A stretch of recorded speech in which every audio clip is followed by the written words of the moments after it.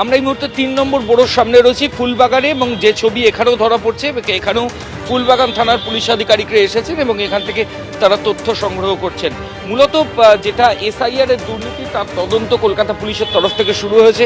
কলকাতার বিভিন্ন বোরোতে একযোগে পুলিশ আধিকারিকরা গেছেন এবং সেখান থেকে তারা তথ্য সংগ্রহ করছেন। 2015 সাল থেকে, যেটা পুলিশ সূত্রে খবর, 2015 সাল থেকে যে ডেট অফ বার্থের যে সার্টিফিকেট, যেগুলো বার্থ সার্টিফিকেট যেগুলো ইস্যু করা হয়, সেগুলো নিয়ে এই মুহূর্তে পুলিশ আধিকারিকরা স্ক্যানিং করার যে ডিভাইস সেটা নিয়ে বেরিয়ে যাচ্ছে।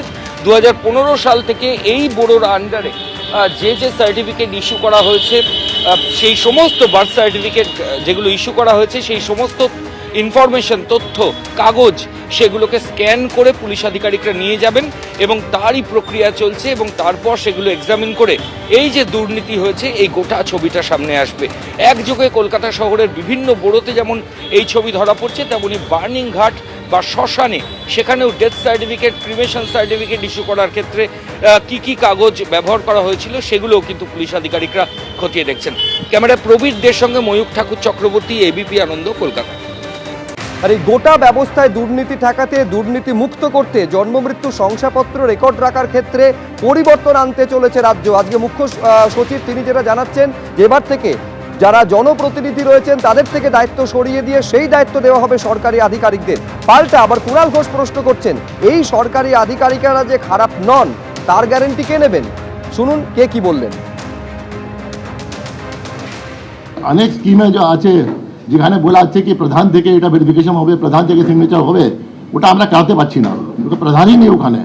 প্রধান যে আছে due to some reason or other reason আসছে না, ইয়া প্রধান রিজাইন করে দিচ্ছেন, উপপ্রধান রিজাইন করে দিচ্ছেন, গোটা ব্যবস্থা চলমালাই গেছে। এখন যেটা আছে অনেক জায়গা আমাদের কাছে কিছু সিস্টেম নেই, অ্যান্ড এমন কোনো অ্যাক্ট রুল নেই যে সিস্টেমকে রিপ্লেস করতে পারবো by government servants in the panchayat. Even financial power যেটা আছে আজকের দিনে সব আছে পঞ্চায়েত প্রধান কাছে, এক্সিকিউটিভ মেয়র কাছে। ফাইন্যান্সিয়াল পাওয়ার মেনি এটা অন্য স্টেটে সব জায়গা অফিসার কাছে থাকবে, কিন্তু অফিসারের দায়বদ্ধতা আছে কোনো গন্ডগোল করবেন under PC act, under PMLA, so many action যেটা আছে ডিসিপ্লিনারি কন্ডাক্ট রুলস হতে পারে।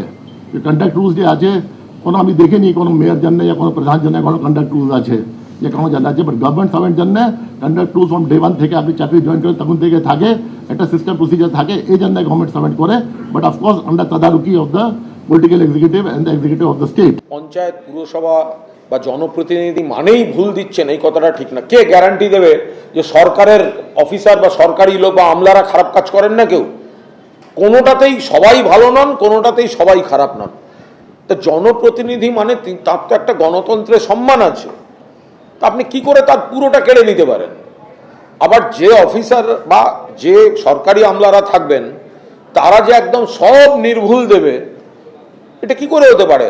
আমলারা নিশ্চয়ই জনপ্রতিনিধিকে গাইড করবেন, কিন্তু গোটাটা জনপ্রতিনিধিরা এলিমিনেটেড হয়ে যাবে, এটা কি করে হতে পারে? দেখুন, জন্ম শংসাপত্র বা মৃত্যু শংসাপত্র ইস্যু করার ক্ষেত্রে দুর্নীতির অভিযোগ আজকে যে প্রথম আসছে এমনটা নয়। আপনাদের মনে করাবো, বিরোধী দলনেতা থাকাকালীন শুভেন্দু অধিকারী ঠিক কি অভিযোগ করেছিলেন।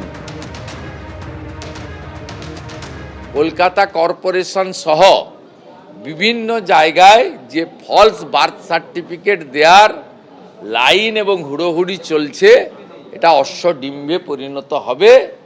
এটা করে মৃত ভোটারকে জীবিত, ফলস ভোটারকে পুনর্জীবিত, আর অনুপ্রবেশকারী বাংলাদেশি মুসলিম রোহিঙ্গাদের ভোটার তালিকায় রেখে দেওয়ার যে বড় পরিকল্পনা নিয়েছেন খালার পার্টি, এটার সুবিধা হবে না।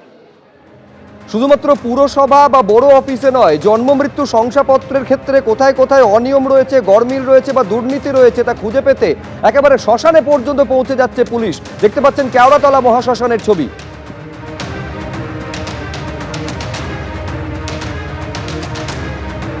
সচিব যখন বলেছেন যে সারা রাজ্য জুড়েই কিন্তু একদম জন্ম এবং মৃত্যু শংসাপত্র যে সেটা কালেক্ট করার অভিযান চলবে, সেই বলার সঙ্গে সঙ্গেই কিন্তু আমরা দেখতে পাচ্ছি এই যে শ্মশান এবং এই যে কেওড়াতলা মহাশ্মশানেও কিন্তু পুলিশি অভিযান চলছে। বেশ অনেকক্ষণ হয়ে গেছে পুলিশি অভিযান চলছে, টালিগঞ্জ থানার পুলিশ এখানে রয়েছে এবং এখানে কিন্তু রেকর্ড সিজ করা হচ্ছে। 2022-এর মার্চের থেকে যে রেকর্ড রয়েছে সমস্ত কিছু কিন্তু সিজ করা হচ্ছে।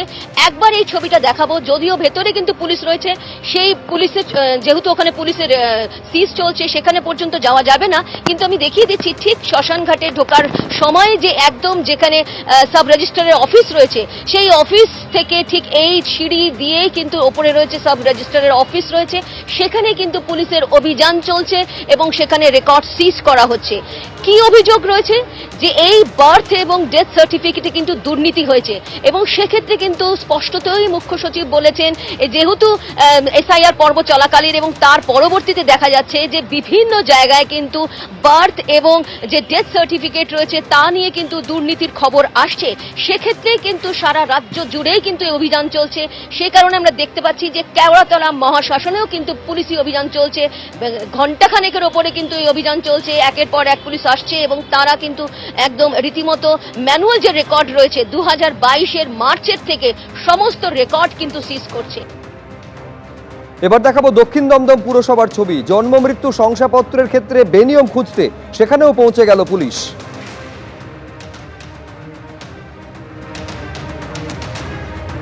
দক্ষিণ দমদম পুরসভার ছবি দেখতে পাচ্ছেন, যেখানে জন্ম মৃত্যু শংসাপত্র ইস্যু করার ক্ষেত্রে বেনিয়ম হয়েছে বলে অভিযোগ সামনে আসার পর সেখানেও পৌঁছে গিয়েছে পুলিশ।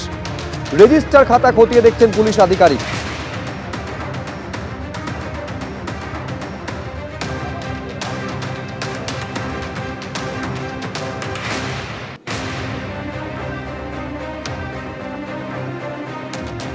এই ছবিটা রাজ্য জুড়ে দেখা যাচ্ছে। যেমন এবার ডায়মন্ড হারবার পুরসভার ছবি আপনাদের দেখাবো। একই অভিযোগে জন্ম মৃত্যু শংসাপত্রের ক্ষেত্রে ব্যাপক অনিয়ম হয়েছে আর তারই তদন্তে ডায়মন্ড হারবার পুরসভায় পুলিশের তল্লাশি।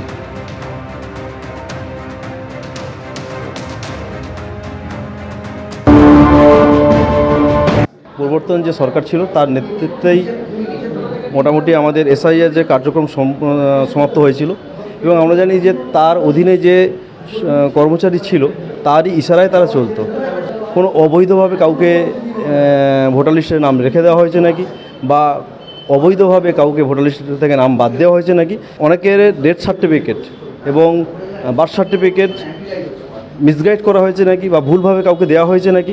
শুধু পৌরসভা নয়, এটা বিভিন্ন পঞ্চায়েতেও আজকের এই তদন্তটা হচ্ছে। সরাসরি সংশোধিত ভূমিকা থাকবেই, কারণ তার ইশারা ছাড়া ডায়মন্ড হারবারে এক চুলও বা একটা পাতাও নড়তো না। অতএব আমি মনে করি 100% সাংসদ অভিষেক বন্দ্যোপাধ্যায়ের সহযোগিতা আছে এবং তার ইশারাতে সব কিছু কাজকর্ম হয়েছে। এবার দেখাবো মহেশতলা পুরসভার ছবি। সেখানেও পুলিশি তৎপরতার ছবি দেখা যাচ্ছে। জন্ম মৃত্যু শংসাপত্রের ক্ষেত্রে বেনিয়মের অভিযোগ এবং তার তদন্তে পুলিশ পৌঁছে গেল মহেশতলা পুরসভায়।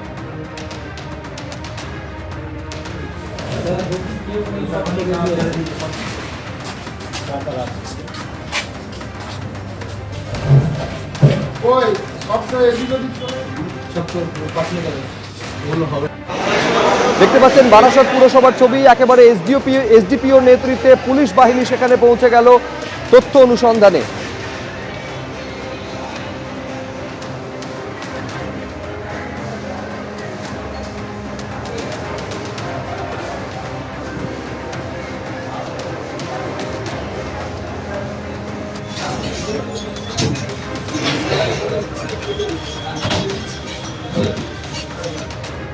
মূলত অভিযোগটা সামনে এসেছে যে তৃণমূলের শাসনকালে যখন এসআইআর চলছিল তখন জন্ম মৃত্যু শংসাপত্রের ক্ষেত্রে ব্যাপক দুর্নীতি হয়েছে আর তারই অনুসন্ধানে তদন্তে নেমেছে পুলিশ। একের পর এক পুরসভায় তারা তল্লাশি চালাচ্ছে। আর তা নিয়ে বিজেপির প্রধান মুখপাত্র দেবজিৎ সরকার কি বলছেন দেখুন। আমরা বারবার তখন অভিযোগ করেছিলাম মালদা এবং মুর্শিদাবাদ, কোচবিহার, 2 দিনাজপুর এবং উত্তর ও দক্ষিণ 24 পরগনা, নদিয়া, এরকম 8টি জেলায় জনসংখ্যা ব্যাপকভাবে বেড়েছে এবং জনবিন্যাসের ব্যাপক পরিবর্তন হয়েছে। প্রায় 300 গুণ সংখ্যা বেড়েছিল মুসলিমদের আর অন্যদিকে সংখ্যা হ্রাস হয়েছিল হিন্দুদের। এই জিনিস চলেছিল শুধুমাত্র বাংলাদেশ থেকে অনুপ্রবেশকারী মুসলমানরা সীমান্ত পেরিয়ে এদেশে এসেছিল এবং ঢালাও ভাবে এই ধরনের জন্ম সার্টিফিকেট পেয়েছিল, যেগুলো বেআইনি এবং এটা এক ধরনের রাষ্ট্রবিরোধী চক্রান্তের অঙ্গ বলে আমরা মনে করছি। এবিপি আনন্দ এগিয়ে থাকে, এগিয়ে রাখে।